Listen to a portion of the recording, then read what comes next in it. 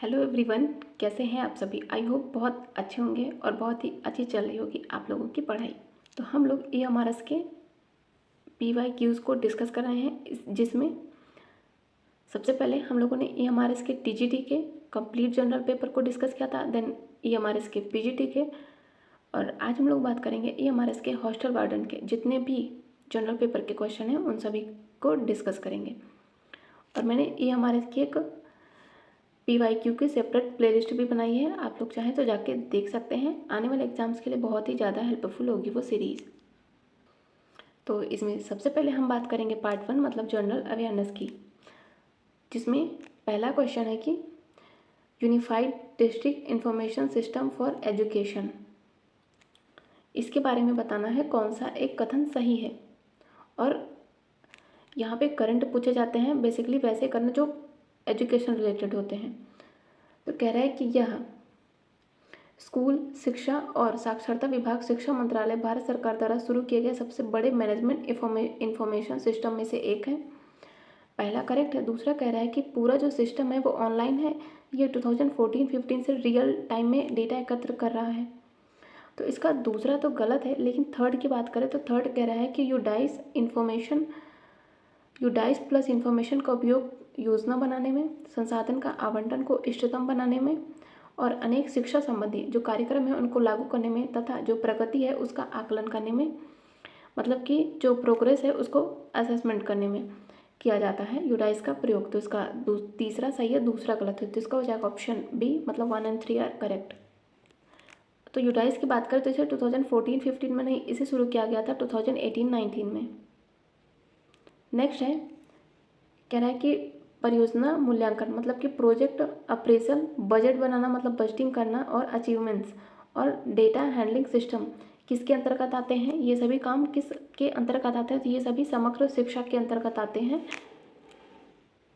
तो जो प्रबंध है, प्रबंध प्रणाली क्या है, ये एक समग्र शिक्षा अभियान है। इसके तहत एक डेटा डलिंग प्रणाली है, ठीक है। प्रबंध मतलब क्या होगा, प्रबंध मतलब कि परियोजना मूल्यांकन, बजटिंग, उपलब्धियां और डेटा प्रबंध करना। और यह शिक्षा मंत्रालय के द्वारा जो स्कूली शिक्षा है उसके लिए केंद्र प्रायोजित तो एक एकीकृत योजना है जो समग्र शिक्षा के कार्यान्वयन का प्रबंध और निगरानी के लिए विकसित एक प्रणाली है।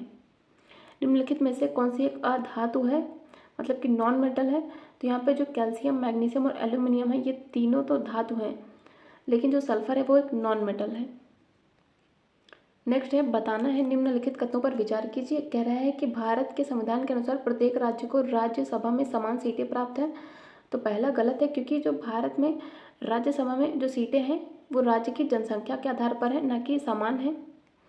तो इसका पहला तो गलत हो गया। दूसरा ये कह रहा है कि भारत के संविधान के अकॉर्डिंग जो राज्यसभा है यहाँ पर राज्यों और संघ राज्य क्षेत्रों दोनों को सीटें आवंटित की गई हैं। तो ये मतलब स्टेट एंड यूनियन टेरिटरी दोनों को सीटें आवंटित की गई हैं और उनकी जनसंख्या के आधार पर है, ना कि समान है। तो इसका दूसरा स्टेटमेंट तो करेक्ट है, लेकिन पहला गलत है। और जो राज्यसभा है यहाँ पे अधिकतम कितने 250 मेंबर हो सकते हैं, जिनमें से भी 250 में से जो 12 होते हैं वो राष्ट्रपति के द्वारा मनोनीत किए जाते हैं और 238 राज्यों से आते हैं और केंद्र शासित प्रदेशों से आते हैं। लेकिन प्रेजेंट टाइम में कितने हैं, हो सकते हैं 250, लेकिन है कितने हैं 245, जिनमें से 233 राज्य से हैं तथा केंद्र शासित प्रदेश दिल्ली तथा पुडुचेरी और जम्मू कश्मीर के प्रतिनिधि हैं। नेक्स्ट है, कह रहा है कि भारत में न्यायपालिका को संसद द्वारा पारित कानूनों को रद्द करने की शक्ति है, ठीक है। और निम्नलिखित में से कौन सी संकल्पना इस शक्ति को स्पष्ट करती है। तो ये हो जाएगी जुडिशियल रिव्यू मतलब कि न्यायिक समीक्षा। और न्यायिक समीक्षा से एक क्वेश्चन आया था TGT में भी। जो भारत है, भारत में जो न्यायपालिका है उसको, ठीक है, उसको संसद को द्वारा जो पारित कानून है उनको रद्द करने की शक्ति। न्यायपालिका मतलब कि सुप्रीम कोर्ट और हाई कोर्ट। तो सुप्रीम कोर्ट को क्या है, जो पार्लियामेंट है उसके द्वारा जो पारित कानून है उनको रद्द करने की शक्ति है, ठीक है।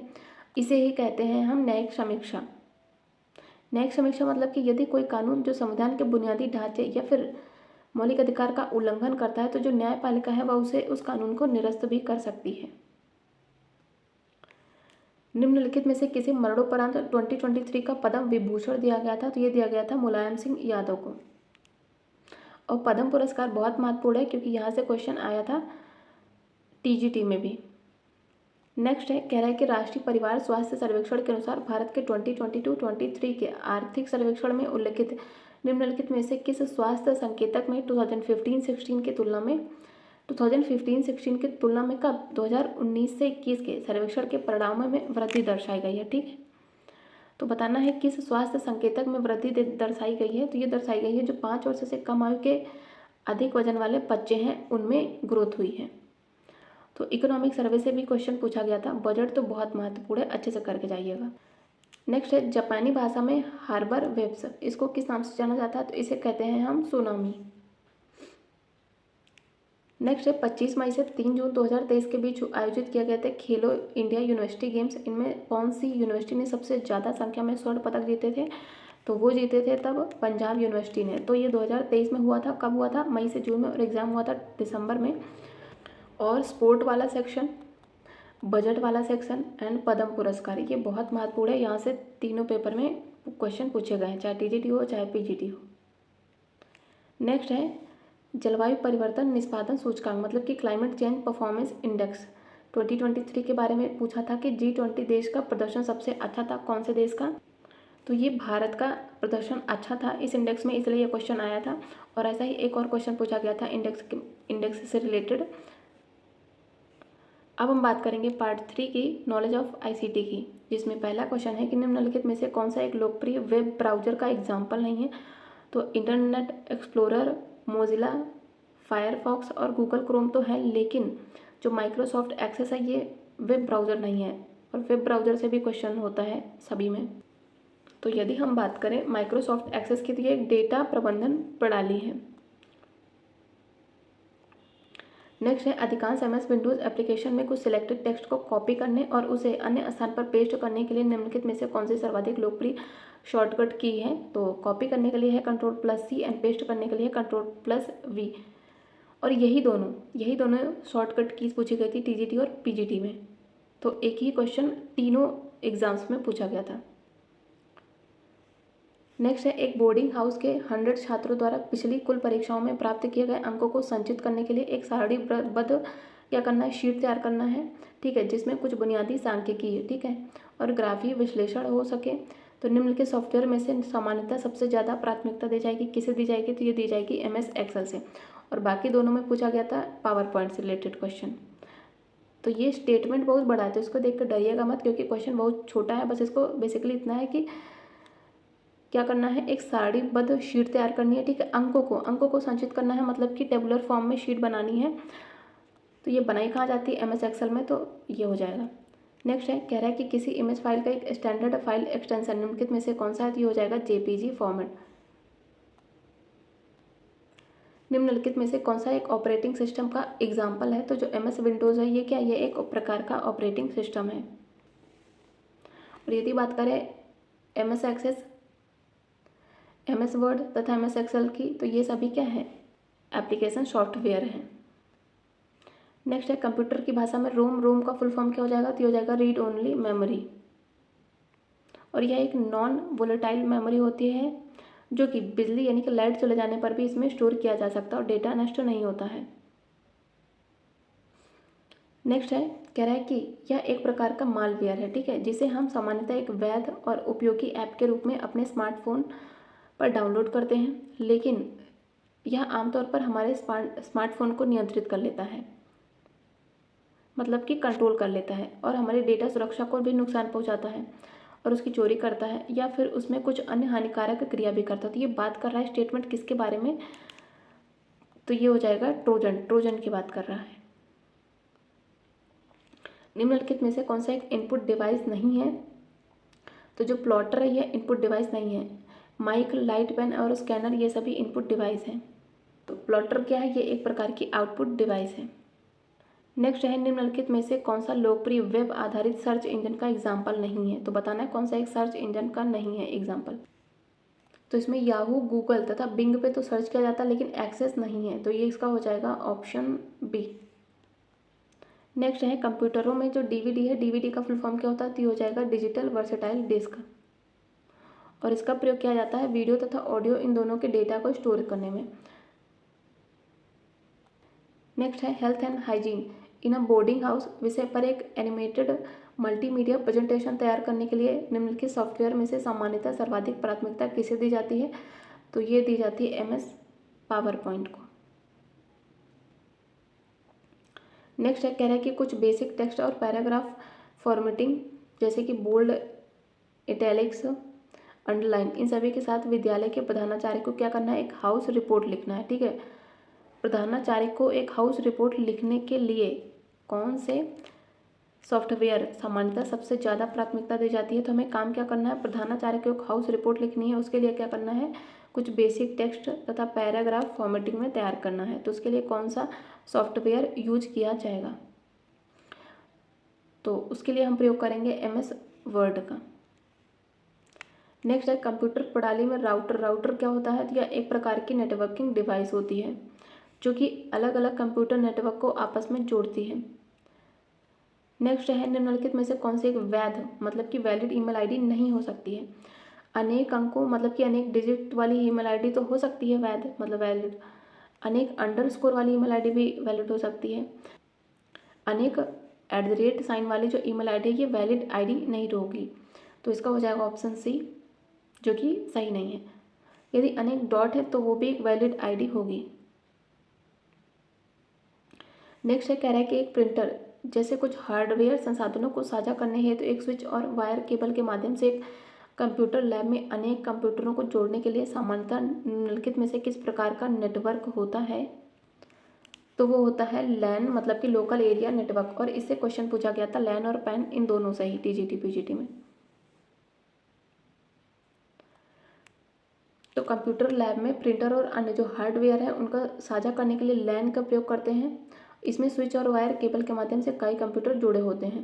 जो लैन है वो लिमिटेड क्षेत्र में कार्य करता है, लेकिन मैन और वैन की बात करती है बड़े एरिया के लिए होता है। जो पैन है ये व्यक्तिगत होता है मतलब कि पर्सनल होता है। निम्नलिखित में से कौन सा क्लाउड कंप्यूटिंग का एक लाभ नहीं है? तो कहीं से और हर जगह से रियल टाइम अभिगम्यता होती है मतलब कि एक्सेसिबिलिटी होती है क्लाउड कंप्यूटिंग से, ये तो करेक्ट है, ये तो इसका लाभ है। विभिन्न सहयोगियों के द्वारा उन्नत सहयोग भी मिलता है इससे।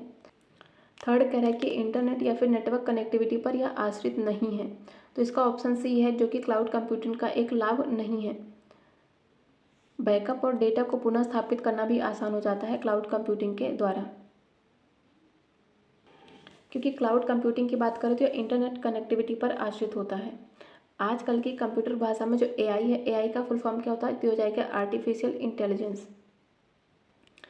निम्नलिखित में से कौन सा अधिनियम भारत में ई-गवर्नेंस के लिए आरंभिक विविध ढांचा उपलब्ध कराता है? तो वो हो जाएगा IT एक्ट 2000। निम्नलिखित में से कौन सा एंटीवायरस सॉफ्टवेयर ब्रांड का लोकप्रिय एक एग्जाम्पल नहीं है?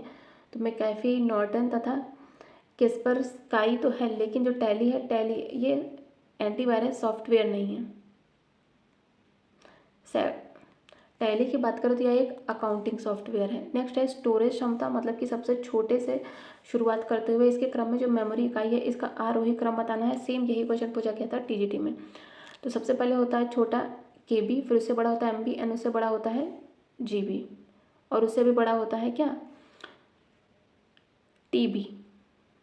नेक्स्ट है, अब हम बात करेंगे पार्ट 4 की, जिसमें पहला क्वेश्चन है कि निम्नलिखित कथनों पर विचार कीजिए। कह रहा है कि बाल श्रम प्रतिषेध विनियमन एक्ट मतलब कि लेबर चाइल्ड एक्ट की बात कर रहा है 1986 के। यह कतिपय रोजगार में ही बालकों के नियोजन को प्रतिषिद्ध करता है। तो ये क्वेश्चन कह रहा है कि जो चाइल्ड लेबर एक्ट 1986 है वो सभी में नहीं, कुछ सर्टन रोजगार में ही बालकों के नियोजन को प्रतिषिद्ध करता है। ठीक है, प्रोहिबिट करता है। तो यस, इसका ऑप्शन ए करेक्ट है। भी कह रहा है कि एक्ट के अंतर्गत ऑटोमोबाइल वर्कशॉप और गैराज से संबंधित व्यवसाय बालकों के लिए प्रतिषिद्ध है मतलब कि प्रोहिबिटेड है। तो यस, इसका दूसरा सही है और पहला भी सही है, तो इसके दोनों ही स्टेटमेंट बिल्कुल करेक्ट हैं।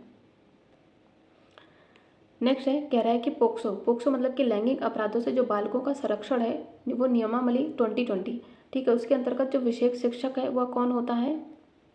तो जो दिव्यांग बालकों से वार्तालाप करने में प्रशिक्षित कोई व्यक्ति होता है वही इस पोक्सो एक्ट 2020 के अंतर्गत विशेष शिक्षक होता है।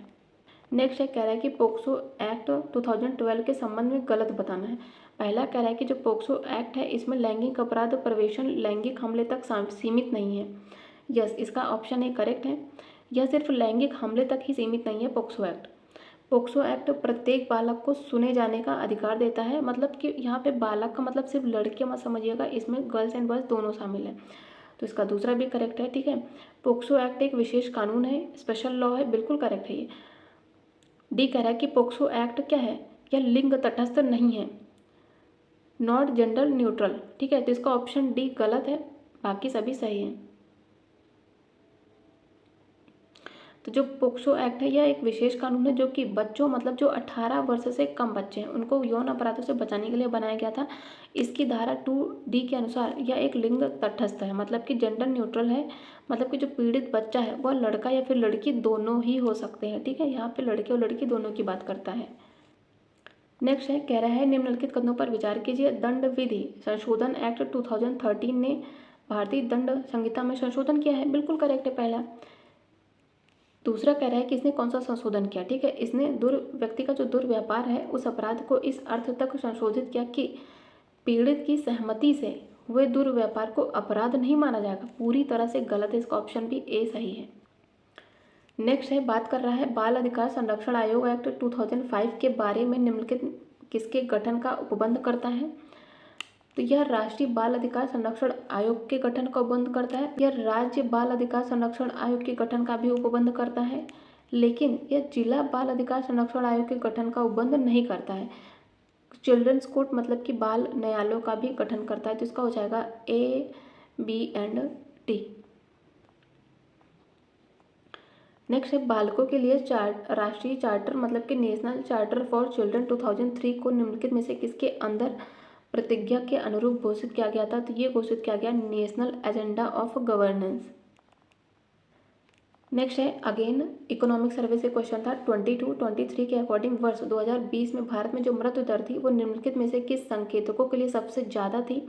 तो जो 5 वर्ष से कम मृत्यु दर है उन पर। नेक्स्ट है, राष्ट्रीय परिवार स्वास्थ्य सर्वेक्षण 2019-20 के अनुसार भारत में जन्म के समय लिंगानुपात क्या था। तो वो था 1020, ठीक है, जो कि ऑप्शन में नहीं है। और ग्रामीण लिंगानुपात कितना था 1037 और शहरी कितना था 985। और इसमें ऑप्शन में नहीं था तो इसलिए इसमें आयोग के द्वारा सभी ऑप्शन को करेक्ट माना गया था। नेक्स्ट है, निःशुल्क और अनिवार्य बाल शिक्षा एक्ट 2009 के संबंध में निम्नलिखित में से कौन सा सही है। यह कानून आरंभिक और माध्यमिक स्तर के निःशुल्क और अनिवार्य शिक्षा का प्रावधान करता है, गलत है, इसका ऑप्शन है। बी कह रहा है कि एक्ट में आरंभिक शिक्षा को 1 से 6 तक की शिक्षा के रूप में परिभाषित किया गया, नहीं, इसका ऑप्शन बी भी गलत है। सी कह रहा है कि इस एक्ट के अंतर्गत 6 से 14 वर्ष की आयु को शामिल किया गया, यस, इसका सिर्फ और सिर्फ ऑप्शन सी सही है। तो जो RTE एक्ट 2009 है इसके अंतर्गत 6 से 14 वर्ष के आयु के सभी बच्चों के लिए निःशुल्क और अनिवार्य शिक्षा सुनिश्चित की गई है। और यह प्रावधान है भारतीय संविधान के आर्टिकल 21A के तहत। और इसके तहत जो निजी स्कूल है इसमें आर्थिक रूप से कमजोर बच्चों के लिए 25% सीटें भी आरक्षित करता है। नेक्स्ट है, बाल विवाह प्रतिषेध एक्ट 2006 के अंतर्गत एक जिला न्यायालय में बाल विवाह को रद्द कराने की याचिका किसके द्वारा दायर की जा सकती है। तो ये की जा सकती है विवाह के किसी भी संविदाकारी पक्षकार के द्वारा जो कि विवाह के समय बालक था खुद। और अब हम बात करेंगे पार्ट 5 की सब्जेक्ट रिलेटेड क्वेश्चन की। तो इसमें पहला कह रहा है कि छात्रावासों का मुख्य उद्देश्य निम्नलिखित में से कौन सा होता है। तो वह होता है कि जो छात्र हैं उनको अध्ययन के लिए शांतिपूर्ण अनुकूल वातावरण उपलब्ध कराना। नेक्स्ट है, छात्रावास प्रशासन को कैसे सुधारा जा सकता है। तो जो छात्रावास है उनके छात्रों से नियमित फीडबैक प्राप्त करके और उन्हें निर्णय लेने में शामिल करके। नेक्स्ट है, छात्रावास जो जीवन होता है उसका लाभ क्या होता है, मतलब कि जो हॉस्टल लाइफ है उसका लाभ क्या होता है, जो सोशलाइजेशन होता है और इंडिपेंडेंट बिहेवियर होता है, ठीक है, बच्चों का। तो इसका हो जाएगा ऑप्शन ए। नेक्स्ट है, बालिका छात्रावास मतलब कि गर्ल्स हॉस्टल में कौन से सुरक्षा उपाय अपनाए जाने चाहिए। तो वहाँ पे महिला वार्डन की व्यवस्था के साथ ही कड़ी सतर्कता भी रखनी चाहिए। नेक्स्ट है, जो छात्रावास है वहाँ पे शॉर्ट सर्किट होने पर आपात स्थिति में वार्डन क्या करेगा। तो वह प्राथमिकता के आधार पर समस्या को दूर करने के लिए किसी निजी इलेक्ट्रीशियन को बुलाएगा सबसे पहले। नेक्स्ट है, जो आधुनिक छात्रावास है मतलब कि जो मॉडर्न हॉस्टल है वो उनका रूम कैसे होना चाहिए। तो वो कक्ष साफ सुथरा होना चाहिए तथा वहाँ पर लैन की सुविधा और इंटरनेट की व्यवस्था भी होनी चाहिए। लैन अभी हम लोगों ने बात किया था कंप्यूटर में, लोकल एरिया नेटवर्क। नेक्स्ट है जो हॉस्टल का जो मेस होता है उसका मुख्य उद्देश्य क्या होता है कि छात्रों को स्वास्थ्यकर और संतुलित भोजन उपलब्ध कराना। नेक्स्ट है छात्रावास में संपूर्ण सफाई हेतु मार्गदर्शन के लिए सामान्यतः उपयोग किए जाने वाले दस्तावेज हैं वो कौन से होते हैं, तो वो होते हैं सैनिटरी गाइड। निम्नलिखित में से कौन सा छात्रावास कक्षा सामान सूची का एक भाग होता है, तो ये हो जाएगा सीलिंग फैन। नेक्स्ट है छात्रावास मतलब कि हॉस्टल में मेस सीमित का काम क्या होता है, तो वह स्वास्थ्यकर और किफ़ायती भोजन उपलब्ध कराता है। हॉस्टल्स के सामान्य रखरखाव और स्वच्छता का प्रभारी होता कौन है, तो ये होता है हॉस्टल वार्डन। सामान्य वित्तीय नियमावली का संबंध होता है, तो ये अनुमोदित डीलरों से मदे खरीदने में। बालिका छात्रावास का जो वार्डन है वो कौन होना चाहिए, तो वो होनी चाहिए फीमेल। हॉस्टल में सामान सूची प्रबंधन मतलब कि इन्वेंट्री मैनेजमेंट, ठीक है, इसका क्या प्रयोजन होता है, तो वो होता है सामान जो होता है उसकी हानि और चोरी को रोकने के लिए किया जाता है। हॉस्टल में निम्नलिखित में से किस खरीदारी से बचा जाना चाहिए, तो ये हो जाएगा खंडशा खरीदारी से मतलब कि पीस मील। छात्रावास का प्रभारी कौन होता है, ये भी रिपीटेड क्वेश्चन है, अभी पूछा गया था, तो ये हो जाएगा वार्डन। हॉस्टल लाइफ में निम्नलिखित में से कौन सा सबसे ज़्यादा आवश्यक है, तो हो जाएगा प्रशासन के द्वारा भय रहित और सहायक वातावरण उपलब्ध कराना। छात्रावासों में किशोरावस्था की समस्याओं को कैसे दूर किया जा सकता है, तो हो जाएगा जो पेशेवर विशेषज्ञ हैं उनके द्वारा नियमित काउंसलिंग करानी चाहिए। छात्रावासों में आम समस्या क्या हो सकती है, तो वो होता है वहाँ का पुअर मेंटेनेंस। नेक्स्ट है छात्रावास प्रबंधन में क्या शामिल नहीं होता, तो यहाँ पे छात्रावास कक्षा आवंटन शामिल होता है, सुसज्जित बेडरूम भी होना चाहिए, मेस आवंटन भी शामिल, लेकिन ये विद्यालय में प्रवेश या हॉस्टल मैनेजमेंट में नहीं शामिल। छात्रावास जो मेस होता है वहाँ पे स्टॉक प्राप्त करने का प्राधिकार किसे होता है, तो वो प्रबंधक को, मेस प्रबंधक को, प्रभारी छात्र को, वार्डन को तथा प्रधानाचार्य को प्राप्त होता है। तो ये सभी हो सकते हैं, इसलिए आयोग ने सभी को करेक्ट माना था। नेक्स्ट है छात्रावास प्रबंधन में निम्नलिखित में से कौन सी मद उपभोज्य है मतलब कि कंज्यूमेबल है, तो वो है कुकिंग गैस। नेक्स्ट है छात्रावास में प्रवेश के लिए क्या मानदंड होने चाहिए, तो ये होना चाहिए छात्रावासों में प्रवेश की अनुमोदित गाइडलाइन के अनुसार होने चाहिए। नेक्स्ट है हॉस्टल में रहने वाले जो स्टूडेंट्स हैं इनके गंभीर रूप से बीमार पड़ने की स्थिति में वार्डन का कार्य क्या होना चाहिए कि उन्हें जो बीमार स्टूडेंट्स हैं उनको तत्काल निजी अस्पताल में शिफ्ट कराना चाहिए। छात्रावासों में सामान्यतः किस प्रकार के स्टॉक रजिस्टरों का रखरखाव किया जाता है, तो वो किया जाता है उपभोज्य, औसत तथा गैर उपभोज्य। छात्रावासों में जो मेन्यू होता है उसका निर्धारण कौन करता है, तो वो करती है मेस कमेटी। नेक्स्ट है छात्रावास में निम्नलिखित में से कौन सी मद जो गैर उपभोज्य है मतलब कि नॉन कंज्यूमेबल है, तो जो रेफ्रिजरेटर है यही, तेल को खा सकते हैं, गेहूं के आटे को भी, और गैस में खाना ही बनता है। नेक्स्ट है छात्रावास में प्रवेश के लिए छात्रों की अधिक संख्या से कैसे निपटा जा सकता है, तो हो जाएगा उन्हें मेरिट के आधार पर, यदि हम छात्रों की संख्या सीमित कर दें तब। नेक्स्ट है छात्रावासों के छात्रों में अनुशासनहीनता से किस प्रकार निपटा जा सकता है, तो हो जाएगा जो पेशेवर विशेषज्ञ हैं और उनके द्वारा नियमित काउंसलिंग करा के। नेक्स्ट है छात्रावासों में गृह प्रबंधन मतलब कि हाउस कीपिंग स्टाफ की हाजिरी की निगरानी कौन करता है, ये करता है असिस्टेंट वार्डन। नेक्स्ट है अब हम बात करेंगे पार्ट 6 लैंग्वेज की, जिसमें सबसे पहले हम बात करेंगे इंग्लिश की। तो इसमें पहला क्वेश्चन है कि choose the word nearest in meaning to the given word, मतलब कि इंटरक्रिएट का हमें सिनोनिम बताना है, तो ये हो जाएगा इंटरवीन। और रिकंसाइल मतलब क्या होता है, रिस्टोर करना या फिर सुलह करना। और नेगोशिएट मतलब क्या होता है, डिस्कस समथिंग मतलब कि बातचीत करना, ठीक है। नेक्स्ट है choose the word opposite in meaning to the given word, मतलब फ्रजाइल मतलब क्या होता है, नाजुक सी चीज़, तो और इसका अपोजिट क्या हो जाएगा, स्ट्रॉन्ग। यदि हम बाकियों की बात करें तो लैंकी मतलब क्या होता है, लंबा और दुबला। और स्टैलवर्ट की बात करें तो इसका मतलब होता है मजबूत और भरोसेमंद। नेक्स्ट है identify the correct form of the tense in the given sentence.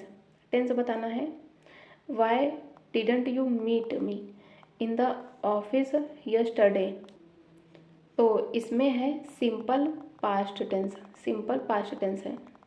Next है filling the blank with the correct preposition, ठीक है। The group of actors drove dash the forest high speed, तो यहाँ पे आएगा drove through the forest height. Through मतलब कि when something moves from one side to other inside a place or a area, जो move करती हो यहाँ से वहाँ। Choose the correct meaning of the underlined, idiom बताना है, ईडियम का करेक्ट मीनिंग बताना है। The speaker broke down, basically बताना है broke down in the underlined speech. Broke down मतलब कि फेल्ड टू स्पीक। नेक्स्ट बताना है change the given sentence from active voice to passive voice change करना है। तो सेंटेंस कह रहा है the batsman hit the ball for a 6, ठीक है। तो यहाँ पे सबसे पहले क्या आएगा ऑब्जेक्ट, तो यहाँ पे आएगा द बॉल, ऑब्जेक्ट है। The ball was hit for a 6 by किसके द्वारा, बाय द बैट्समैन, तो इसका हो जाएगा ऑप्शन ए। नेक्स्ट है in the following sentence identify the part which contains an error, बतानी किसमें एरर है। सेंटेंस कह रहा है the wayfarer inquired from me where I lived, तो यहाँ पे जो ऑप्शन बी है, यहाँ पे जो इंक्वायर्ड फ्रॉम मी नहीं होगा, यहाँ पे हो जाएगा इंक्वायर्ड ऑफ मी, तो इसका हो जाएगा ऑप्शन बी में एरर है और ये है भी बी में, तो इसका हो जाएगा ऑप्शन बी। नेक्स्ट है चूज द करेक्ट आर्टिकल, बताना है dash honest politician is a rarity these days, ठीक है। तो ऑनेस्ट के पहले क्या आता है, ये आता है एन, तो एन ऑनेस्ट पॉलिटिशियन हो जाएगा, तो इसका हो जाएगा ऑप्शन बी। तो जो वर्ड वॉवल की तरह साउंड करते हैं उनके पहले क्या यूज होता है, एन यूज होता है। Choose the correct form of the verb to go with the subject, ठीक है। On the day of the departure every one of the boat's crew dash down with the fever, तो यहाँ पे हो जाएगा crew was down with the fever, तो इसका हो जाएगा ऑप्शन बी वॉज आएगा। नेक्स्ट रीअरेंज करना है। पहला कह रहा है to the nearby jungle I saw a young shepherd in the early dawn herding the cattle, तो इसमें सबसे पहले क्या आएगा इन द अर्ली डॉन, सबसे पहले आएगा इन द अर्ली डॉन, फिर उसके बाद क्या आएगा इन द अर्ली डॉन मैंने क्या देखा I was saw a young shepherd, तो इसका हो जाएगा बी। फिर उसके बाद आएगा herding the cattle to the nearby jungle, तो इसका हो जाएगा C B D A. Next है अब हम बात करेंगे पार्ट 6 में भी हिंदी की, जिसमें पहले एक पैराग्राफ है, इसको हम लोग पहले अच्छे से पढ़ेंगे फिर इसके क्वेश्चन के आंसर करेंगे। कह रहा है कि विज्ञान ने जीवन के विविध क्षेत्रों में जो अभूतपूर्व प्रगति की है उससे जीवन और जगत का स्वरूप बहुत कुछ परिवर्तित हो गया है। मनुष्य की मूलभूत आवश्यकताओं कौन कौन सी, भोजन, वस्त्र और आवास से लेकर औद्योगिक और प्रौद्योगिक विकास के विभिन्न क्षेत्रों में विज्ञान के बढ़ते चरण का चमत्कार सर्वत्र दिखाई पड़ रहा है। विज्ञान के द्वारा प्रदत्त रेलगाड़ी, हवाई जहाज तथा रॉकेट ने मनुष्य की गति को क्या किया है और अधिक तीव्र किया है। इन साधनों के माध्यम से मनुष्य न केवल जल, थल व आकाश में विचरण कर रहा है वरन वह क्या कर रहा है, धरती की गुरुत्वाकर्षण शक्ति की परिधि को लांघ कर चंद्रलोक पर भी पैर रख चुका है। अब हम बात करेंगे इसके क्वेश्चंस की। तो जो व्यक्ति है उसकी मूलभूत आवश्यकताओं की बात की गई है पैराग्राफ में, तो मूलभूत आवश्यकताएं कौन कौन सी हैं, वो है वस्त्र, भोजन तथा आवास। मनुष्य चंद्रलोक पर पैर किसके कारण रख चुका है, तो वो हो जाएगा विज्ञान के द्वारा प्रदत्त साधनों के कारण।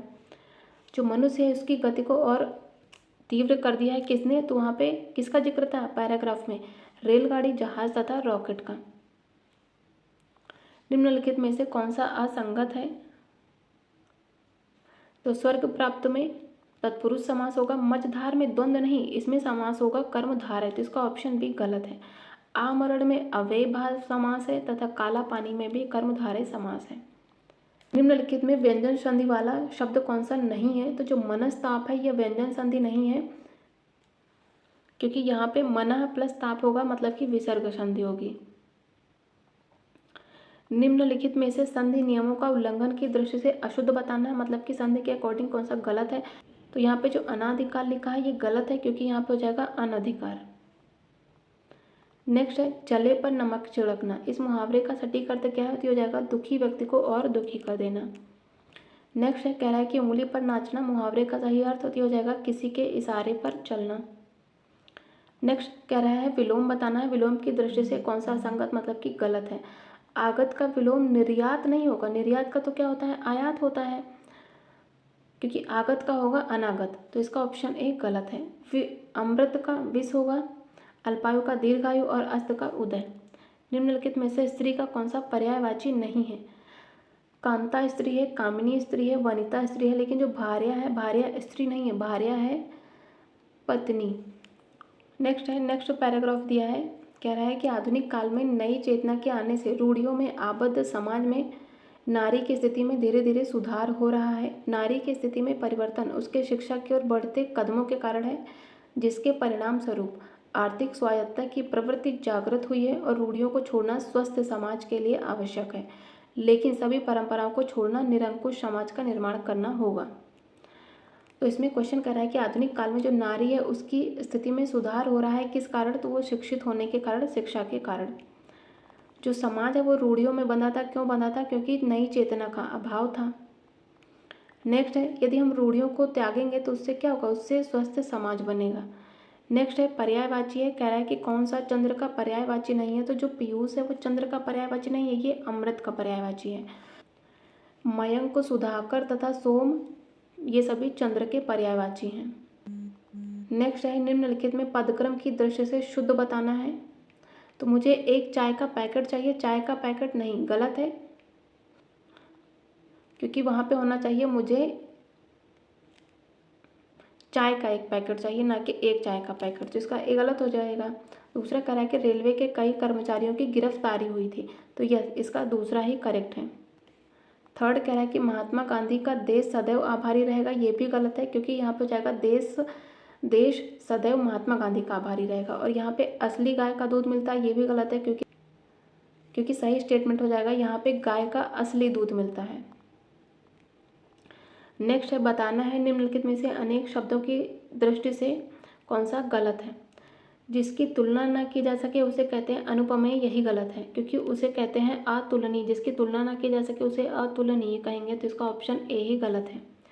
बाकियों की बात करें तो ईश्वर में आस्था रखने वाले को आस्तिक, 15 दिनों में एक बार प्रकाशित होने वाले को पाक्षिक, और जो हर जगह व्याप्त हो उसे कहते हैं सर्वव्यापी। निम्नलिखित में अमर, अमर शब्द का सटीक विलोमार्थी क्या होता है? तो अमर का हो जाएगा मर्त्य। निम्नलिखित में मानक की दृष्टि से अशुद्ध कौन सा है? तो जो उपरोक्त है यह अशुद्ध है, क्योंकि होता है उपरयुक्त। आपने मुझ पर बहुत अधिक दया की। तो वाक्य में जो रेखांकित शब्द बहुत है, बहुत क्या? बहुत एक प्रकार का प्रविशेषण है। जो विशेषण की विशेषता बताए उसे प्रविशेषण कहते हैं, और जो विशेष की विशेषता बताए उसे विशेषण कहते हैं। नेक्स्ट है लिंग के आधार पर असंगत बताना है। तो चींटा का चींटी हो जाता है, घोड़ा का घोड़ी होता है, जेठ का जठानी नहीं होता है, जेठ का होता है जेठानी। ठीक है, जेठानी। तो इसका ऑप्शन से ही गलत है। भतीजा का भतीजी होता है। तो हम लोगों ने एमआरएस के हॉस्टल वार्डन के भी कंप्लीट पेपर को डिस्कस किया। इसमें जनरल जो पेपर होता है, मतलब कि जो कंपलसरी पेपर होता है, वो भी डिस्कस किया है। साथ ही हॉस्टल वार्डन के जो सब्जेक्ट के क्वेश्चन होते हैं उनको भी हम लोगों ने कंप्लीट डिस्कस किया है। तो इसका जो जनरल पेपर है वो तो सभी के लिए बहुत महत्वपूर्ण है, आप लोग इसे ज़रूर देखिएगा। साथ ही हम लोग आगे भी एमआरएस की प्रैक्टिस करेंगे, तो उसके लिए आने वाले वीडियोस के लिए चैनल को सब्सक्राइब भी करिएगा। और यदि आप लोगों को सेशन थोड़ा सा भी हेल्पफुल लगे तो प्लीज़ वीडियो को लाइक ज़रूर करिएगा। Thank you so much.